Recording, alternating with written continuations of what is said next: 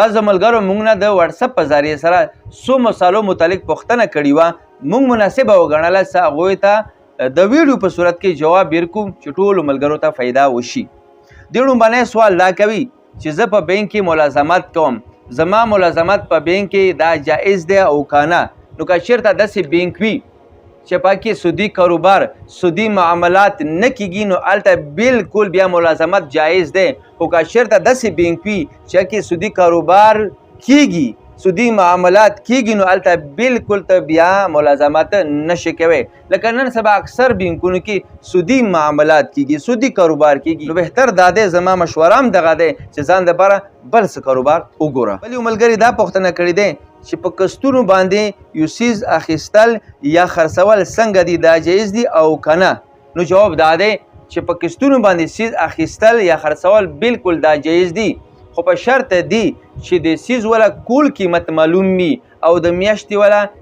کشت هم معلوم وي چې زه به میاشتې کې 5 یا 10 هزار ورکوم. خو دې سره به دکاندار دا شرط نه لګوي اخیستونکي باندې چې که چېرته تا دغه کشت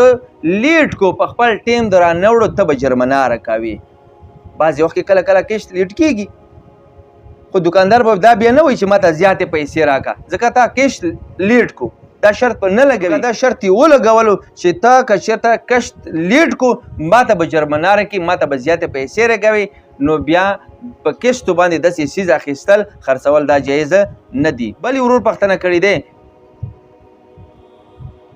چې څوک په کرایې باندې کور ورکوي یا دکان ورکوي او هغه کس چې څوک په کرایې کور نیسي یا دکان نیسي هغه ورته څه ایډوانس کې پیسې ورکړي، نو آیا دا پیسې بیا زه استعمالوی شم ځان دپاره؟ نو ګوره څوک په کرایې کور ورکړي، مثلا زه یو چاته په کرایې کور ورکم یا دکان ورکم، هغه ماته 1 یا 2 لک روپۍ راکړي، نو دا زه نشم استعمالولی، دا ما سره امانت دی، دا به زه کږدم، دا به زه کاروبار کې نه لګم. ډېر خلک داسې کوي چې چاته دکان په کرایې ورکړي کور په کرایې ورکړي ایډوانس کې پیسې راواخلي ورنه بیا هغه په کاروبار کې لګوي، په هغې باندې ګټه کوي نفع کوي، هغه بیا خوري، نو دا بیا ټول د سود په حکم کې راځي، د دې لپاره حرامه دی. دا پیسې چې راواخلي ځان سره به کېږي دا به نه استعمالوي، کله چې هغه کور پرېږدي دکان پرېږدي دا پیسې به واپس ورته ویري. بل یو ملګري دا پوښتنه کړې دی چې زه دوبۍ کې یو کمپنۍ کې کار کوم خو ماته د منظر ټیم نه میلاویږي، زه څه وکړم؟ نو دا کمپنۍ پرېږده، بل یو کمپنۍ ته ویزا واړوه، ځکه چې کمې کمپنۍ یا کم کاروبار کې تا ته د منظر ټیم نه وي نو هلته کار کول پکې ملازمت کول ډیوټي کول دا بالکل جایز نه دی. ځان دپاره بل یو کاروبار وګوره، داسې یو کمپنۍ وګوره چې هلته تا ته د منظر ټیم وي ته خپل مونځ پکې کوی شي. بل یو ملګري دا پوښتنه کړې دی چې نن سبا مختلف کمپنیانې روتلې دي، مختلف نومونه دي، خلک په هغې کې پیسې ورکوي هغوی ته بیا نه میلاویږي، نو داسې کمپنیانو ته پیسې ورکول ګټې دپاره دا جایز دی او که نه؟ نو ګوره نن سبا اکثر کمپنیانې چې کمې روتلې دي ورځ په ورځ نوي نوي نومونه راځي، نوي نوي کمپنیانې جوړېږي، آنلاین کاروبارونه دي، دا اکثر سودي کاروبارونه دي. خو تاسو پیسې په هغه صورت کې ورکوی شي ورته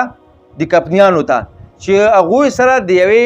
مشهورې مستندې مدرسې فتوا وي چې هغې فتوا کې د دغې کاروبار نوم لیکلی وي، ډیټیل یې لیکلی وي او پوښتنه شي ورنه د مدرسې ولنه چې زموږ دا کاروبار چې په دې نوم باندې دی ډیټیل دی دی تفصیل دی دا جایز دی او که نه؟